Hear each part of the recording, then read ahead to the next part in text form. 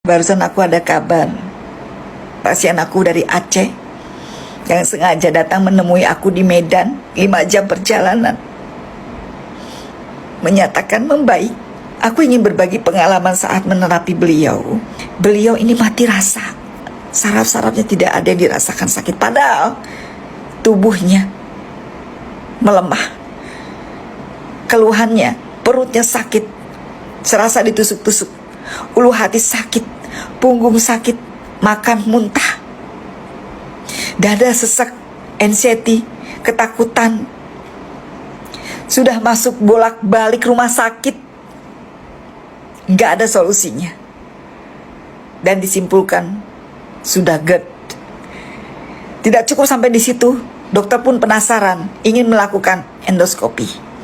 Tapi seizin Allah, sebelum endoskopi terjadi, beliau sudah bertemu dengan aku di Medan hari Kamis kemarin, tanggal 26 September. Ini kisah pengalaman aku, baik aku akan ceritakan.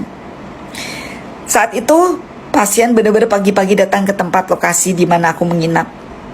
Begitu aku lihat, pucat wajahnya, matanya cekung, badannya kurus. Begitu aku periksa, diagnosa bentuk tubuhnya, tulang rusuknya menonjol yang kiri bawah. Lututnya aja tidak simetris, tidak metris.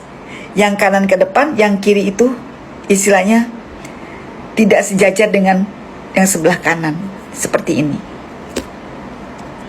Kemudian bagian tulang belakangnya ini seperti ada punggung unta yang sebelah kanan. Dan beliau ini memohon sama aku, tidak mau diendoskopi, tidak mau lagi masuk rumah sakit. Dan aku hampir putus asa memeriksa pasien tersebut. Mengapa? Seperti biasanya aku melakukan, sebelum melakukan terapi terhadap pasien, aku melakukan diagnosa untuk penekanan di titik saraf. Dan kalau titik saraf itu sakit, itu kelebihan buat aku untuk menentukan suatu gerakan, untuk menentukan terapinya. Tapi pasien ini dengan berbagai macam keluhan, sakit yang dideritanya 3 tahun, begitu aku tekan saraf-sarafnya, tidak berasa sama sekali. Saraf di ketiak aku tekan, di dada aku tekan, gak ada yang sakit. Padahal keluhannya dada sesak, dada sakit, perut sakit, terasa ditusuk-tusuk, nyesek ke ulu hati. Aku tekan bagian titik saraf di perutnya, tidak ada juga berasa sakit. Aku tercengang sampai 1 jam aku menemukan titik saraf, tidak kunjung aku temukan. Semua mati rasa. Aku bertanya pada pasien, sudah berapa lama mengkonsumsi obat anti nyeri? Sudah 3 tahun mengkonsumsi obat anti nyeri. Dan aku bilang, itulah yang menyebabkan saraf-saraf kalian mati dengan mengkonsumsi obat anti nyeri berkepanjangan. Beliau nangis. Dan aku memberikan memberikan semangat untuk bisa sembuh. Walaupun dalam hati aku ini berkecamuk, ya Allah, ini aku bisa apa enggak? Aku tidak menemukan titik saraf. Aku tidak menemukan saraf-saraf yang dimana semestinya aku harus dapatkan. Mulai untuk terapinya bagaimana, aku bingung, ya Allah. Aku nangis saat itu. Sampai pasien bertanya sama aku, Bunda bisa sembuh enggak? Aku bilang, kesembuhan hanya milik Allah, aku hanya wasilah.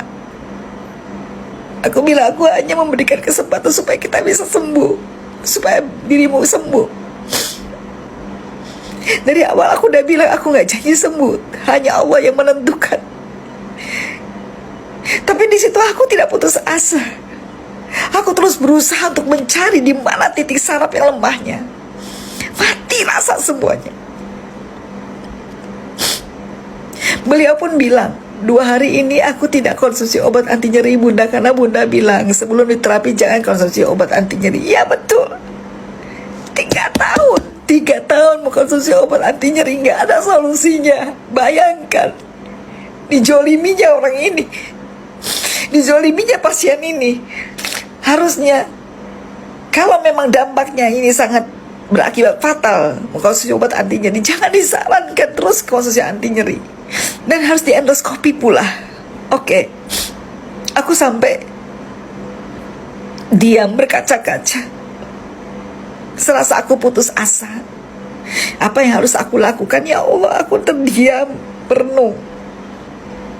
Bagaimana aku memulai untuk terapinya, sedangkan saraf-sarafnya itu tidak rasa sakit sama sekali. Tapi entah kenapa aku punya feel orang ini lemas sekali. Lalu aku kasih energi dan gerakan energi. Di kami seorang terapis, gerakan energi itu ada. Walaupun itu bertolak belakang dengan yang dia alami, karena dia juga katanya sering beser. Gerakan itu sebenarnya tidak boleh dilakukan oleh orang yang beser, tapi aku memberanikan diri untuk melakukannya agar mereka pulih, agar dia pulih dari lemahnya. Oke, aku lakukan. Apa yang terjadi? Bismillah, saraf di perutnya berasa sakit. Begitu aku udah lakukan, aku tekan perutnya, sakit pun. Astagfirullahaladzim, ya Allah, alhamdulillah. Pasien sampai nanya, Bunda, kok alhamdulillah aku sakit? Justru di bagian sarafnya itu sakit, aku bisa menentukan di mana letak lemahnya saraf tersebut. Aku bisa membuat pola untuk gerakannya, karena gerakan tersebut harus sesuai dengan kondisi sarafnya yang lemah. Begitu aku lakukan gerakan untuk mendorong energinya lagi, di bagian kaki sudah muncul. Ya Allah, aku senang. Disitulah aku bisa menyimpulkan di mana letak kelemahan pasien tersebut sarafnya. Apa yang terjadi begitu aku sudah menemukan rumusnya, aku lakukan mulai terapinya. Dan apa yang terjadi? Lututnya yang tadinya menyimpang seperti ini tidak fitrah, tidak sama, tidak metris, sama. Dan dadan yang menonjol rata.